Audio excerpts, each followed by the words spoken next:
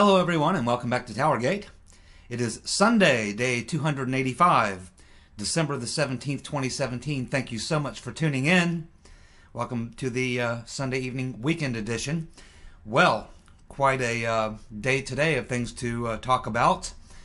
But I want to, before I get into the breaking things, I just want to kind of go through a little exercise here that I think we all might enjoy. You know, as we're watching and learning, we see these text messages coming from Stroke. We see all these other things that are playing out.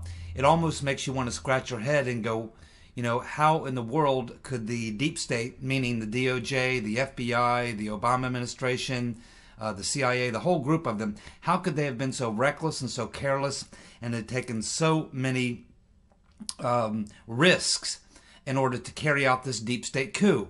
What was it that would drive them to go this far? Because this is clearly 10 times, maybe 100 times what Watergate was.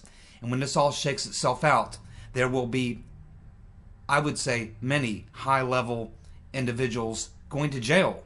These are some real crimes, and that's what we're going to talk about in this episode today, because we're now at that point. It's no longer just speculation. We now have too much coincidental corroborating evidence. We have too much evidence that is actual real evidence. Real actions have been taken, and that takes us into another area. It's one thing to talk about the crime. It's another thing to complete all three aspects of the crime, and that's what we're going to talk about. But let's get back to this point right now of why would the deep state go to such great risk and take such extraordinary measures to carry out this coup. Now, in order to answer that question, I think we have to back up. We have to back up to the day that the dishonorable James Comey came out and exonerated the rotten Reverend Clinton on July 5th of 2016, when he came out and read the Comey letter, read the statement, which we know was edited and modified by Peter Ben-Strokenis. So Comey comes out on July 5th and exonerates the rotten Reverend Clinton. But what would have happened if the dishonorable James Comey would have stepped up to that podium on July 5th, 2016 and said, no reasonable prosecutor, based on the evidence that we have uncovered in our investigation, would not recommend criminal charges for the rotten Reverend Clinton based on the crimes we have uncovered.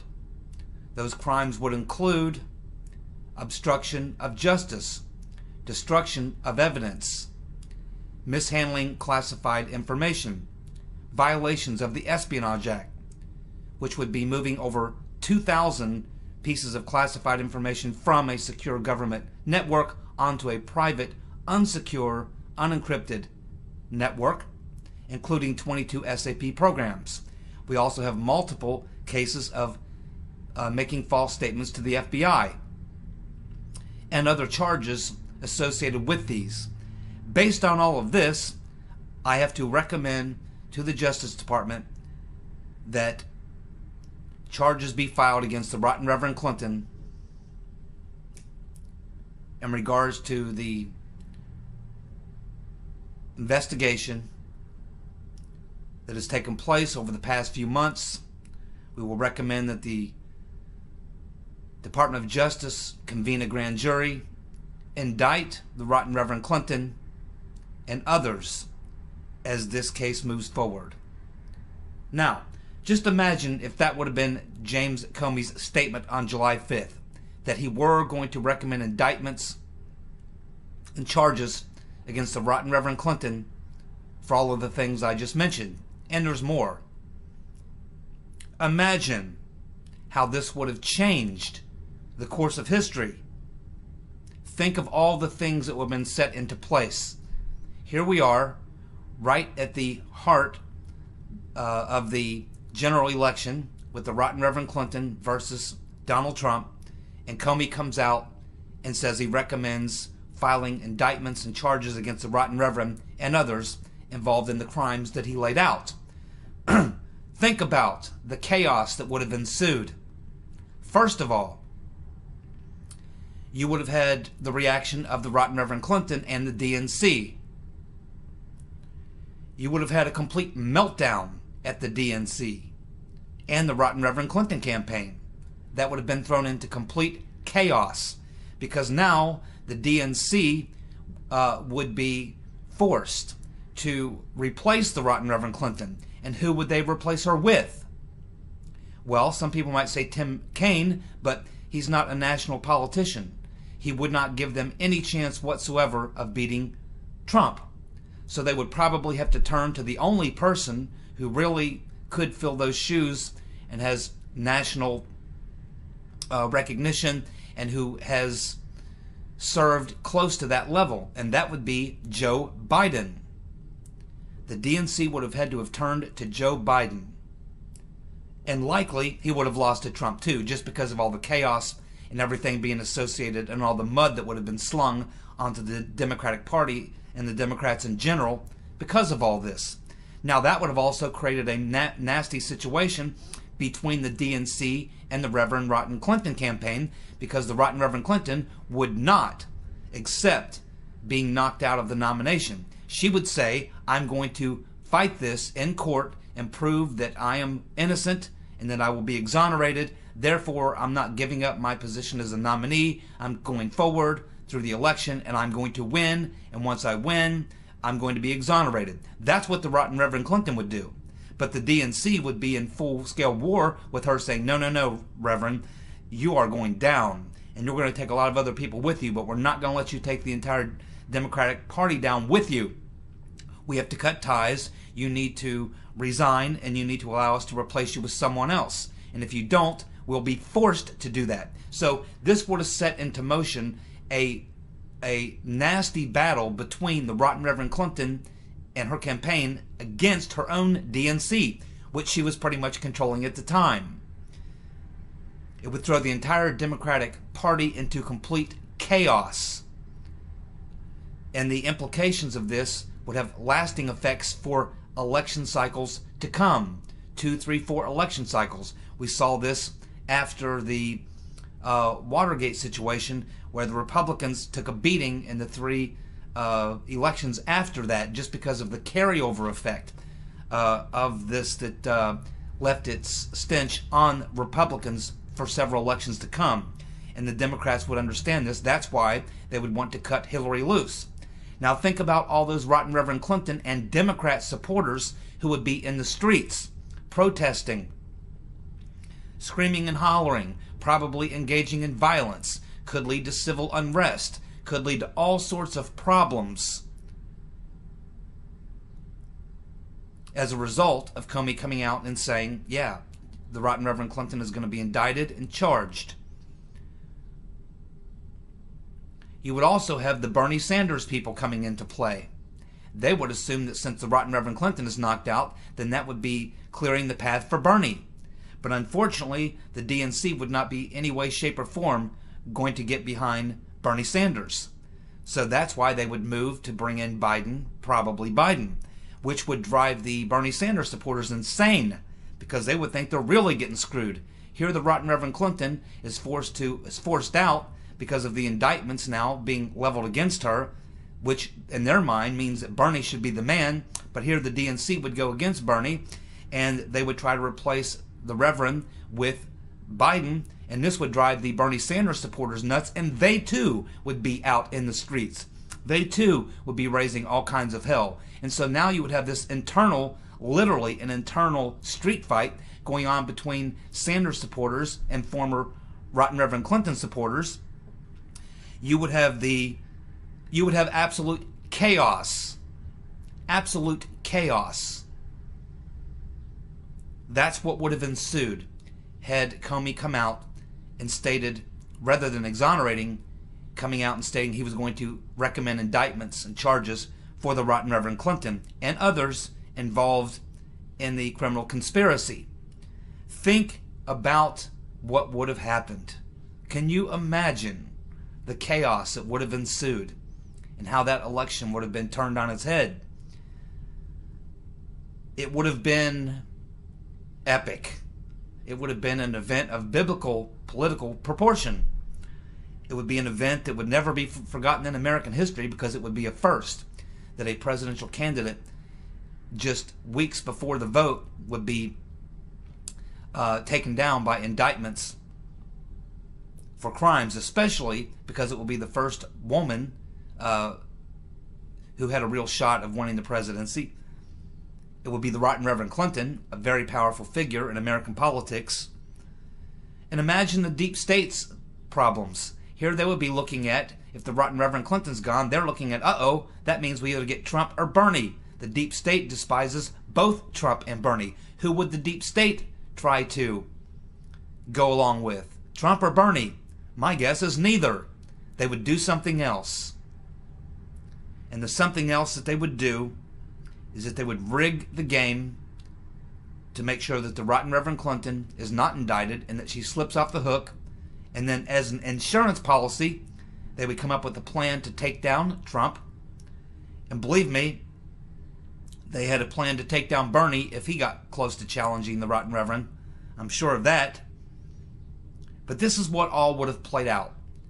Head Comey came out and announced that he was going to recommend indictments for the Right Reverend Clinton. As you can see, the stakes were very, very high. And so now that we understand how high the stakes were, and keep in mind there's many, many other things that would have happened. Think about what the markets would have done, how they would have tanked. Think about the pure chaos in the streets, the violence, the civil unrest, all the things that would have been set into motion had they indicted the Right Reverend Clinton. Now, they should have done it and let the chips fall where they may. That's how things work. But the deep state believed that they could not allow that to happen. And that's why you had so much recklessness and carelessness on the part of the deep state to do everything they could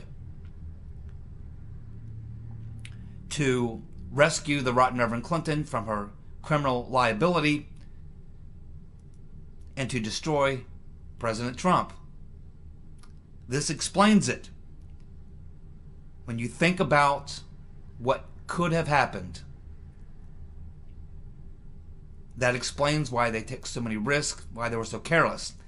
But keep in mind, they believed that they would be successful, that their plan would work, and that the Right Reverend Clinton would be exonerated of her crimes, and that she would go on to win the presidency, and then all of this could be covered up. The problem is that only half their plan worked. Oh, they got the Right Reverend off at the time, but they were not able to defeat Trump. This is why they had to go into plan B. Trump won. Now they have to destroy him.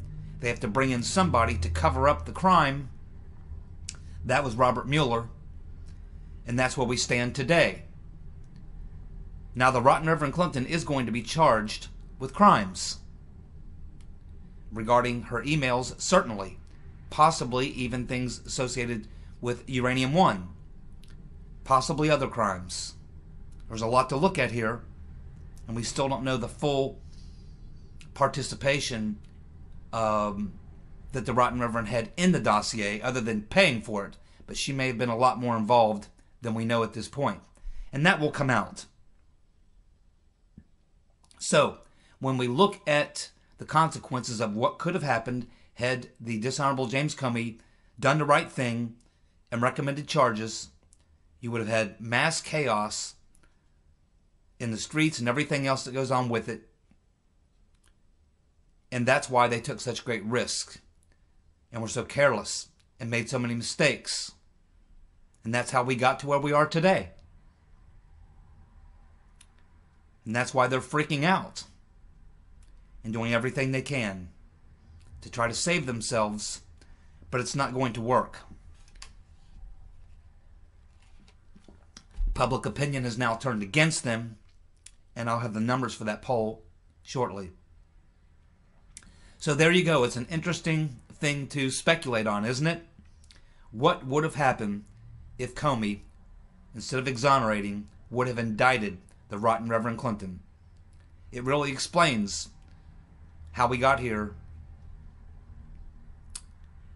and why such carelessness and recklessness and why so much was done to try to prevent Trump from becoming president.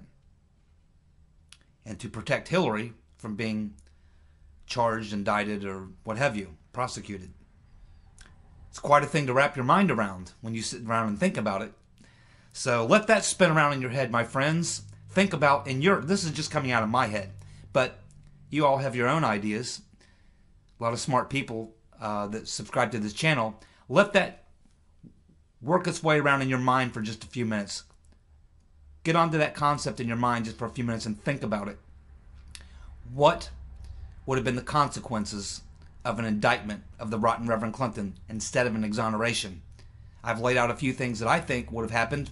If any of you have any other ideas on some other things that might have happened as a result of Comey indicting rather than exonerating Hillary, put it in the comments section. I would love to read what you all think about other things that might have been thrown into motion as a result of Comey indicting or recommending indictments for the rotten Reverend Clinton on August or July 5th of 2016 instead of an exoneration.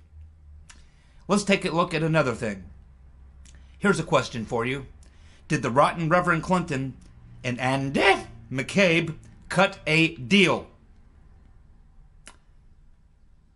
We know that Andy McCabe is under investigation because of his activities when his wife was running for the state Senate seat in Virginia, where she received approximately $700,000 that was given to her by the Clinton bagman and former governor, Terry McAuliffe. The money came from Clinton donors. The money went from the Clintons to Terry McAuliffe to Andrew McCabe's wife. And a lot of it. She still lost, by the way. So the question has to be, did the rotten Reverend Clinton and McCabe cut a deal? Because what did McCabe do? He led the plot to make sure that the rotten Reverend Clinton would not be indicted, prosecuted, or charged for her massive crimes in the email investigation that was going on at the time. It looks like somebody said to Andrew McCabe, probably the bagman, Terry McAuliffe, hey, how would you like to guarantee your wife's Senate seat? She needs a lot of money, but we could drop $700,000 on her, and that money can come straight from the Clintons. We'll put it right in your campaign account, Mr. McCabe.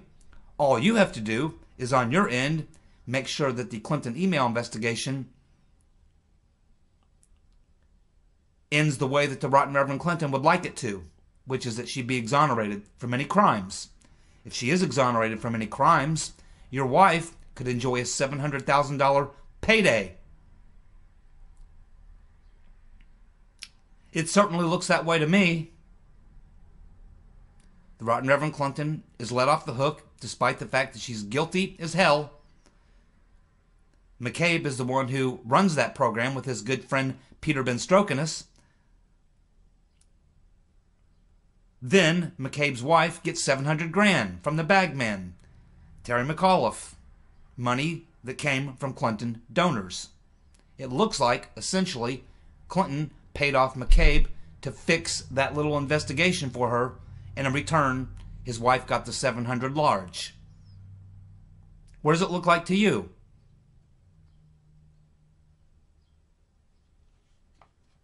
There are three parts of a crime. Three parts of a crime when you're going into court as a prosecutor or what have you. You're looking for three things to prove the crime. The 3 degrees of the crime, the 3 parts of the crime. There is the intent to commit the crime. There is the action taken to commit the crime. And then there is the result from taking the action, committing the crime. When you have intent, action, and the result, you now have all 3 bases covered, if you're a prosecutor, to launch the prosecution or indictment or what have you. intent, action, and results. Let's evaluate some things here and see if we can find evidence that we have intent, action, and result. There's several different things we can look at, but for now we're just going to focus on some things associated with the dossier and the email investigation. On August 15th, Peter Benstrokinus texted Lisa Page and talked about that insurance policy.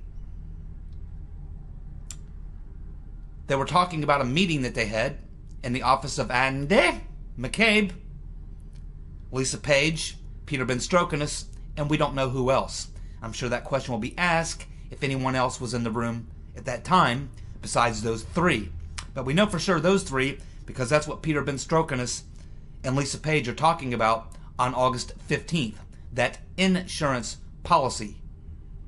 At about almost the same time, within a week of that, the DOJ launched their surveillance on Carter Page.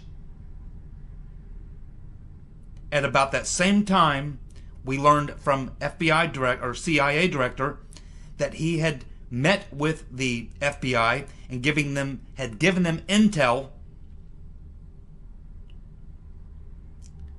And this intel was based largely on information from the memos that would later go on to become the dossier.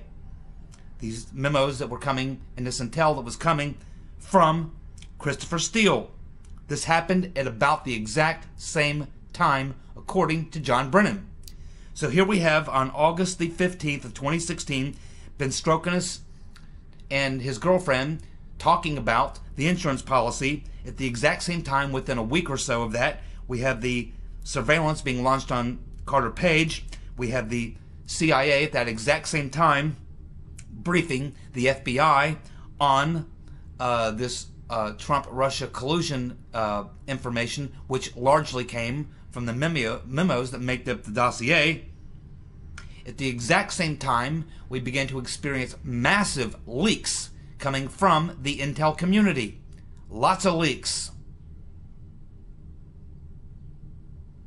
So the question becomes, all these activities all occurring on or about August 15th. Well, we have the intent, which is to come up with this insurance policy. We have the action, which is launching the surveillance and leaking all the classified information from the intel community. And of course, we have the result, which is what we see now, which was the appointing of a special prosecutor to investigate Trump-Russia. The only question that remains to be answered here to fully complete the circle and make this case prosecutable would be to answer the question, which is this question that the DOJ and the FBI and no one else wants to answer, was the dossier used to obtain a FISA warrant on Carter Page or Michael Flynn? Of course, we had the testimony of Sally Yates, which shines a lot of light on that because we get the basic date and time that a lot of that stuff went down. And it puts her right in the circle. Sally Yates will be a name that will be coming back for revisiting, and it's likely she will be going to jail as well. We'll get to that in a moment. So, the insurance policy that was likely being referred to was the dossier. The dossier was the insurance policy. That's what the facts seem to lead us towards. It's a logical conclusion. Intent, action, results. The three parts of a crime. They all exist, and they're very obvious. And as soon as... Now you know why. The FBI, the DOJ, and no one wants to answer the question as to whether or not Fusion GPS, whether or not the dossier that they created was used to get the FISA warrants. Because if they are forced to answer that question and tell the truth, and the truth comes out that that's exactly what was used, was the information coming from Christopher Steele and Fusion GPS that made up the dossier to get the FISA warrant. That completely closes the circle of intent, action, and result. And that's what they know. That's what makes it a solid, provable, undeniable crime, and a high crime, and a crime that will take all these people to prison. During Watergate, when Woodward and Bernstein discovered the secret slush fund that was attached to CREEP being the campaign to re-elect the president, when they discovered that secret slush fund and discovered the 5 men who controlled the fund, that put them inside the White House. And that led them to connecting the money that came from CREEP that paid the burglars to break into the Watergate Hotel. When that all came together, that was a major flashpoint, as I talked about on a previous video. Let's examine the flashpoint that this brings us with the Peter Benstrokenis comments on the insurance policy and the other activities that we can see, that we can link together, that puts us and puts this entire conspiracy into the White House. Here we go. The link from the dossier to the White House is as follows. We had Mrs. Nellie Orr, wife of Bruce Orr, number 4 man in the Justice Department, who worked directly under Sally Yates. We have Nellie Orr working at Fusion GPS,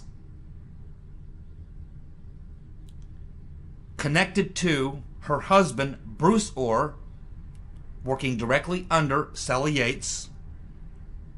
Then we have Sally Yates working directly under Obama. It is Nellie Orr to Bruce Orr to Sally Yates to Obama. And now we understand why, when Sally Yates was interviewed or did her testimony in those hearings, when she was talking about all this information and intel they were getting about Trump-Russia collusion, and she was talking about how they had to investigate Page and others, we can now see how this chain moved. The only thing we don't fully understand at this point is which direction that intel was going. Was that intel working itself up the chain or down the chain, or both? In other words, was Mrs. Orr, Nellie Orr, taking information from her husband as a number 4 man in the Justice Department and feeding it to Glenn Simpson, who was then feeding it to Christopher Steele, and it was ending up in the dossier, which would then come back full circle so that they could provide it to the CIA or FBI? Or was it going the other way? Or both? I happen to think it was going both ways. Obviously, Christopher Steele was pumping information to Fusion GPS, but at the same time, it's very likely that Nellie Orr, getting information from her husband, was also feeding information through the loop in reverse back to Christopher Steele, who would then put it in his dossier report and file it back and give it to McCain or David Creamer, and it would work its way back to the CIA and back to the FBI, all the way around. So this chain could be working of information, flow of information could have been flowing both directions.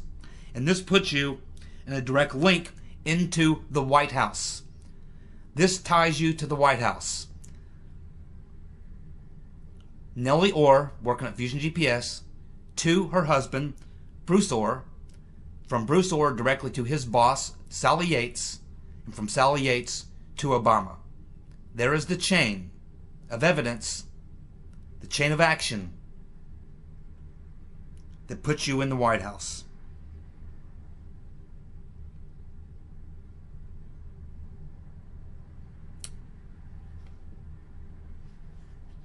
Some very interesting things to think about, huh? Yes, it's all unwinding. It's all unwinding like a ball of yarn. It's like a cat. Just grabbed a ball of yarn and he's playing with it, and it's all coming unraveled. It's quite entertaining to watch, is it not? We're going to get there. I keep telling you guys, you got to believe me. People are going to jail. Big, powerful, big-name people are going to jail. Obama better lawyer up, because I just tied the link, the connection, right to his doorstep. Remember, he donated $100,000 to Perkins Coie to help pay for the dossier. He's in this up to his eyeballs.